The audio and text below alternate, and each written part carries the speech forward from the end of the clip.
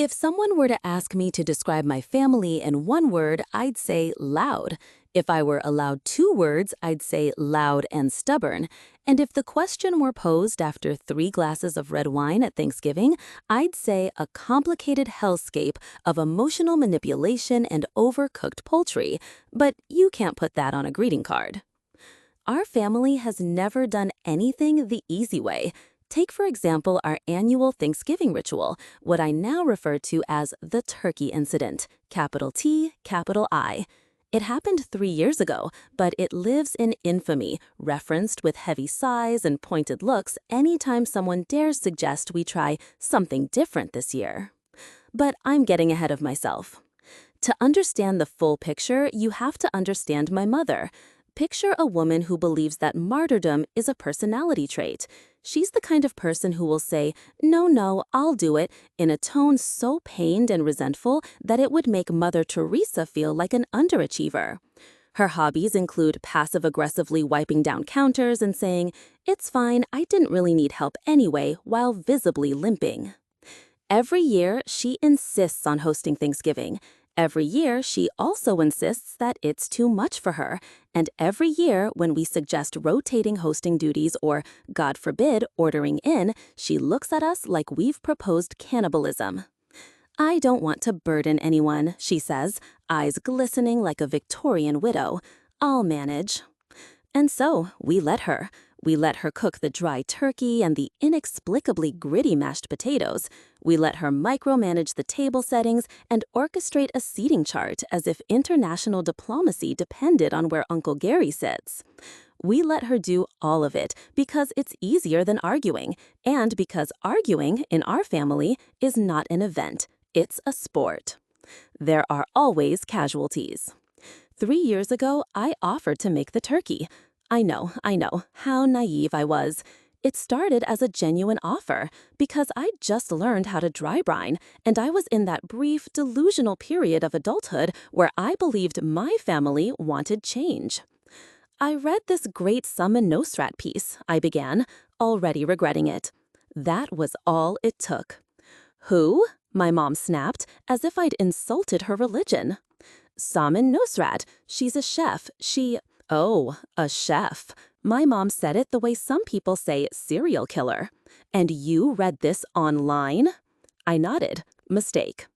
"Well," she said, drawing herself up, "if you think some internet woman knows more than I do about how to cook a turkey after 40 years of doing it, then by all means, you do it.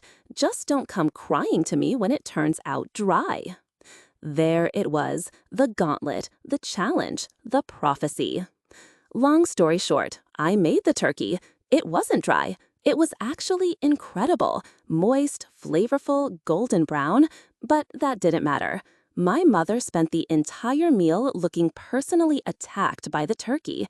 She kept sighing dramatically between bites, dabbing at imaginary crumbs like it was a funeral and not a dinner. At one point, she said, "I guess the new way is better," with the same tone one might use for, "I guess democracy has failed." The next year, she made the turkey again. I didn't offer. None of us did. Even my brother, who normally thrives on confrontation like it's a sport, stayed silent.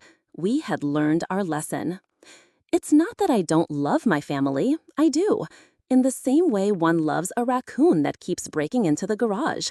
It's infuriating, destructive, and yet, somehow, you'd miss it if it disappeared. My dad, for example, has perfected the art of selective deafness. He can't hear you when you ask him to pass the salt, but somehow hears my mom say, "I think I saw a mouse in the pantry," from 3 rooms away, and immediately launches into full pest control mode with military precision. He's been retired for 5 years and still dresses like he's late for a meeting. We suspect he goes to Starbucks every morning just to feel like he's avoiding someone. My brother, Jason, is the golden child. Not because he's perfect, he once accidentally set his own pants on fire at a barbecue, but because he moved out of state. His absence lends him a kind of golden glow, the way saints get retroactively canonized once they're no longer around to remind you they chew with their mouth open. He shows up for the big holidays with his wife Lisa, who was too polite to say what she's really thinking, and therefore probably deserves a medal. Then there's me. I'm the youngest, the artsy one, the one who still lives in the same city as our parents, and therefore carries the emotional burden of weekly visits, medical appointment reminders, and fixing the Wi-Fi. If Jason is the saint, I am the long-suffering prophet, doomed to wander the desert of family obligation with only sarcasm and boxed wine to sustain me. This year, I tried to escape. I floated the idea of a small Thanksgiving, just me and a couple friends. Friendsgiving, I said, brightly. My mom looked at me like I'd announced I'd joined a cult. I just think family should be together for the holidays, she said, with the wounded air of someone who's been betrayed by everyone she's ever loved. Of course, I caved, again. Thanksgiving came, as it always does, with too much food, too little patience, and at least one argument before dessert. This year's spark was the green bean casserole. Lisa brought a vegan version. My mom, who is convinced any dietary restriction is a personal insult, acted like Lisa had walked in with a live grenade. "So this is the casserole?" she asked, poking at it like it might bite her. "No cream of mushroom?" "It's dairy-free," Lisa said, smiling like a hostage. My mom said. "Interesting." In our family, interesting is the verbal equivalent of go to hell. By the time we reached the pumpkin pie, everyone was stuffed and seething. My dad had retreated to the den under the guise of checking the football score. Jason was texting someone under the table, probably a friend he could still joke with. Lisa was pretending not to notice my mother's subtle attempts to rearrange the serving dishes to make her casserole look smaller. I stared at my wine glass and wondered, not for the first time, if it was too late to fake a work emergency. But then something happened. My mom sat down beside me. Now, this may not sound like much, but my mother sits with intent.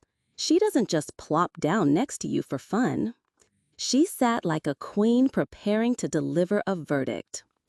"I want to apologize," she said. I blinked. For what? She looked at me, her mouth tightening the way it always did when she had to say something she didn't want to. "For the turkey that year." It was such a non sequitur, I laughed. "You mean my turkey?" "Yes," she said, bristling. "Yours. It was good. I just didn't want to admit it." I stared at her. "Is this a trick?" "No," she said. I don't like feeling useless." And there it was. The thing no one says out loud. Not at our table, not in our family. She went on, eyes fixed on the floor. "When you cooked the turkey, everyone liked it. And I thought, well, maybe they don't need me anymore. Maybe I don't matter." Suddenly, I felt like the world's biggest jerk. Because of course she mattered. She always had. She mattered in the way only mothers can.